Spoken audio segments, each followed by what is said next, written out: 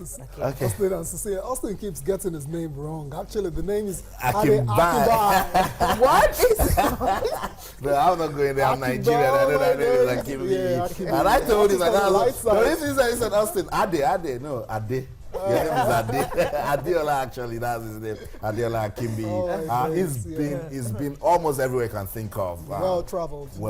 Yes. Knows so much about English football. And surprisingly, got what at the time was Leicester City's record signing. Yeah. Wow. So a big man. and a big fan of Arsenal, and he's also feeling the heat. Everyone wondered if Arsenal cannot win the season. I love it. Cannot win a league title this season, then when? This season is a question of, you see, a lot of people are saying Leicester City. The question should be asking is, who lost the title for Leicester this season? Okay. Who did? Let's start with Chelsea. Chelsea became clear. Chelsea started it. Chelsea started it. Then Arsenal followed. You're looking for the top 8, Exactly. the top 6. Yeah. Chelsea started it. Manchester City followed, and we felt, okay, Arsenal should be able to push up something. But somehow, that February and March kind of, is it crisis or something? The February injury crisis that usually come in whenever they're trying to get something meaningful in the league. I'm talking about the title. It happens again, and most of the players were injured, and they started losing games and all that, even losing 2 in a row, 3 draws, and some teams are supposed to win. They just lose those games. I think Arsenal actually let it fly. And for Manchester City, immediately Pep Guardiola was announced that Pep was taking over from Manuel Pellegrini. Somehow, I think the players were really they seemed not to be interested anymore in winning the title. So for me, it's all about Manchester City and of course Arsenal just letting it slip. They were not consistent, but at least they were better. They didn't lose like 3 in a row like that. I'm talking about Manchester City. They were not so bad. Check immediately Pep Guardiola was announced. Check the next game they played against Sunderland. They struggled to even win that game by a lone goal. So from that time, you start having some results. But that's not enough reason. That's not enough. You can't blame that on their inconsistent performance this season. The fact is, Man City, we've seen them play over and over again. They've not played up to par. Will not give you that result when you want it. Exactly. So I'm not blaming it on Pep Guardiola. Doesn't get this blame for that one. But Leicester, they've been very consistent, and that's why they've got one hand on the trophy when you already. Produce 1-0 wins. I mean, seven times. Yeah, yesterday was going to be the 8th time before Vardy made it two. So that's the story. Claudio Ranieri goes into the dressing room with his team, and he said, "Guys, it seems these other guys don't want it.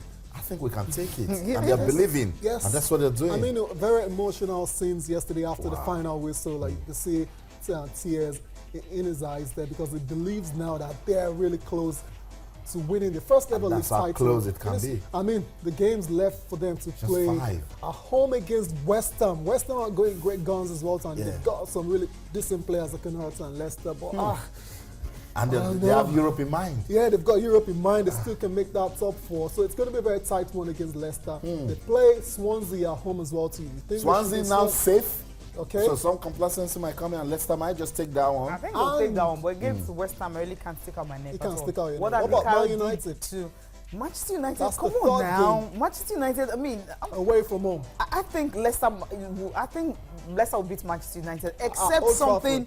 Yeah, it's possible. I'm not saying it's okay. Now, for a team to have been able to hold on till about 69th minute, and you collapse in 6 minutes. 6 minutes. You forgot in 3 different players scoring in 6 minutes. That's what happened to Manchester United yesterday. That's Spurs. Almost like what Manchester United that doesn't even want the top 4. Now, somebody actually drew a diagram that this is the top 4, and this is the road Man United is going. So you don't have to bring them in. Chelsea is not even top 10. So you don't look at Chelsea. You're looking at clubs who have gone there and pick up a point. That's why I'm looking at Liverpool. I just want to fight to the title to go down the wire. You listen to Ade say Leicester, they're upsetting everyone. Like, for no reason. You just want to beef them now for no reason. I'm loving them. Yeah, I'm actually it's a good story. Loving it. Yeah, good story. Very Starts well and get it You know right the problem with such stories? You need to wait probably for another 20 years. For it to happen, but at least you witnessed it this time around. Yeah, it's happening. We'll just leave the English Premier League. Let's come back. Talk about the CAF Champions League. Mudo scoring his first professional hat-trick.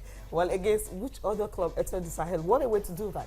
What a way to do that. And, we said it that for us to survive these North Africans, when we play them here, win convincingly. Exactly. So if you want to go park the bus now, or nothing is going to your favor, you know that.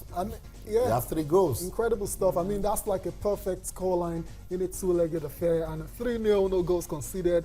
You would think Enyimba are experienced enough to go to Tunisia and actually eke out a draw at most, or score, get a goal, get an away goal or a couple of away goals. I mean, it just came through penalty. That's the first in the 10th minute. Yeah, that was the first one. A bit dodgy. Kind of. But they all count. Sometimes you get that's them. the human error. So in football, the referee will see everything. And that's Unfonudo converting.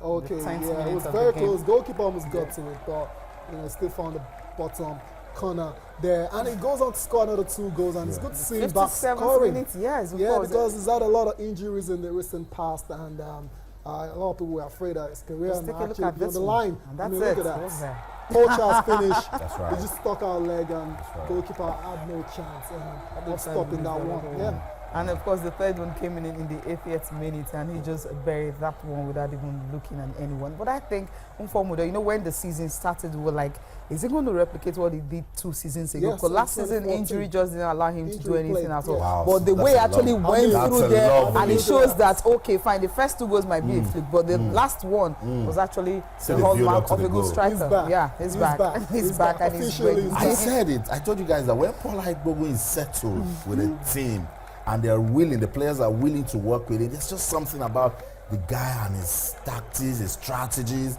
the sort of philosophy he brings to a club to psych up the psychology of the players. I think Paul Igbogu will do a lot of good things with Enyimba Football Club of Aba, and I like the fact that players are also seeing the need to say, look, we're not a small team.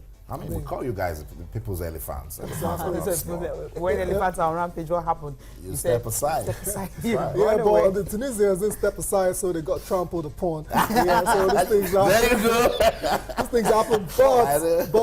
But 3-0, very comprehensive. The Tunisians will be doing everything in the book to overturn it. So they've got to be ready.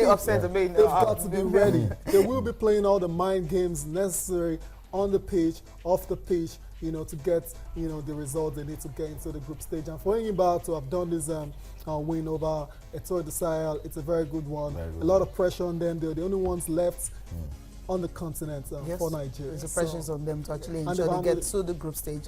And from there, they move on. And Ben Alaya predicted here that he believes Enyimba will get to the final of the CAF Champions League. Once they get there, They've just started. Austin will join him, and both of them will watch them live.